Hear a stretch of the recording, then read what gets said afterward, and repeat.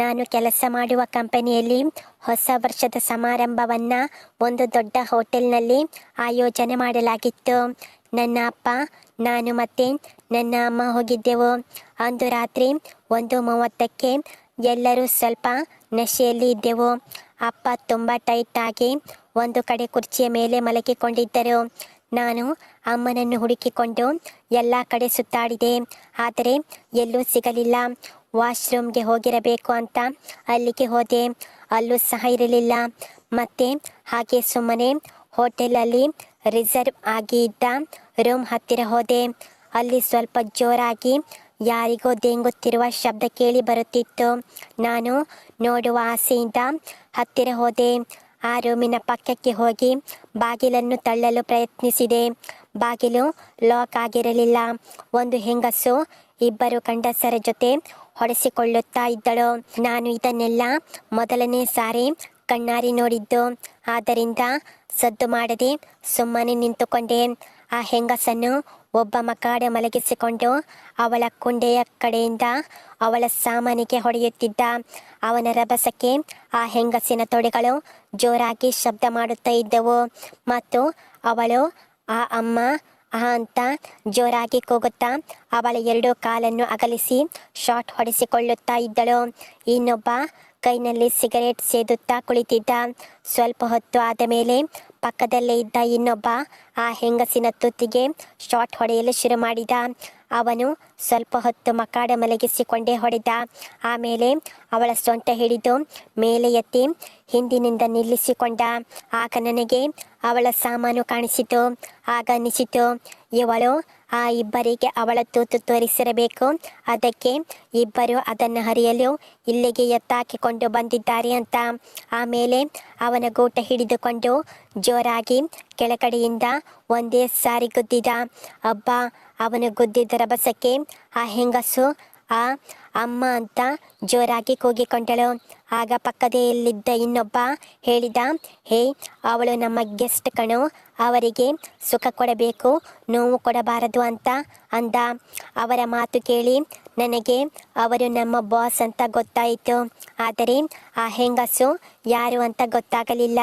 ಆಗ ಇನ್ನೊಬ್ಬ ಬಾಸ್, ಇದು ಒಂದು ಥರ ಸುಖ, ಜೋರಾಗಿ ಹೊಡೆದರೆ ಸುಖ ಅಂತ ಎಲ್ಲೋ ಕೇಳಿದ್ದೆ ನೆನಪು, ಅದಕ್ಕೆ ಹೊಡೆದಿದ್ದು ಅಂತ ಹೇಳಿದ. ಆಗ ಅವಳು, ಅದು ಸಣ್ಣ ಸಾಮಾನು ಇರೋರಿಗೆ, ನಿಮ್ಮದು ತುಂಬ ದಪ್ಪ ಮತ್ತು ಉದ್ದ, ನನ್ನದು ಪೂರ್ತಿ ಅಗಲ ಆಗಿ ಹೋಗುತ್ತೆ, ಹಾಗೆ ಜೋರಾಗಿ ಹೊಡೆದರೆ ಅಂತ ಹೇಳಿ ನಕ್ಕಳು.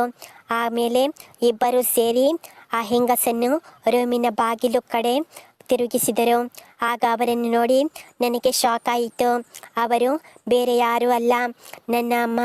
ನನ್ನ ಬಾಸ್ ಮೇಲೆ ಕುಳಿತುಕೊಂಡು ಅವನ ಸಾಮಾನನ್ನು ಇವಳು ಸಿಕ್ಕಿಸಿಕೊಂಡು ಹೊಡೆಸಿಕೊಳ್ಳುತ್ತಾ ತುಟಿ ಕಚ್ಚುತ್ತಾ ಕೋರುತ್ತಿದ್ದುದನ್ನು ನೋಡಿ ನನಗೆ ಅಲ್ಲಿ ನಿಲ್ಲಲು ಸಾಧ್ಯ ಆಗಲಿಲ್ಲ.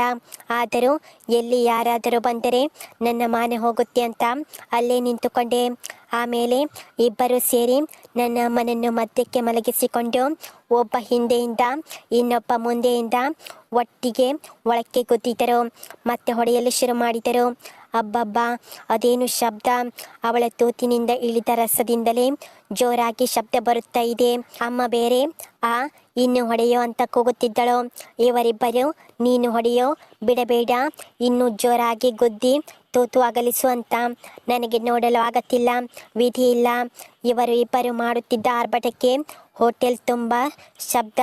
ನನಗೆ ಏನು ಮಾಡಬೇಕು ಅಂತಾನೆ ತೋಚಲಿಲ್ಲ. ಒಬ್ಬ ಹಿಂದೆಯಿಂದ ಜಡೆ ಹಿಡಿದುಕೊಂಡರೆ ಇನ್ನೊಬ್ಬ ಮುಂದೆಯಿಂದ ಅವಳ ಮೊಲೆ ಹಿಡಿದುಕೊಂಡು ಶಾಟ್ ಹಾಕುತ್ತಿದ್ದರು. ಸ್ವಲ್ಪ ಸಮಯ ಬಡಿದು ಅವರ ಸಾಮಾನುಗಳನ್ನು ಹೊರಕ್ಕೆ ತೆಗೆದು ಹಾಗೆ ಮಂಚದ ಮೇಲೆ ಮಲಗಿಕೊಂಡರು. ಅಮ್ಮ ತಕ್ಷಣ ಅವಳ ಕಾಚ ಹಾಕಿಕೊಂಡಳು. ಇಬ್ಬರು ತಕ್ಷಣ ಎದ್ದು ಬಂದು, ಯಾಕೆ ಓಡಿ ಹೋಗುತ್ತೀಯಾ ಅಂತ ಹೇಳಿ ಅವಳ ಕಾಚ ಹರಿದು ನನ್ನ ಕಡೆ ಎಸೆದರು.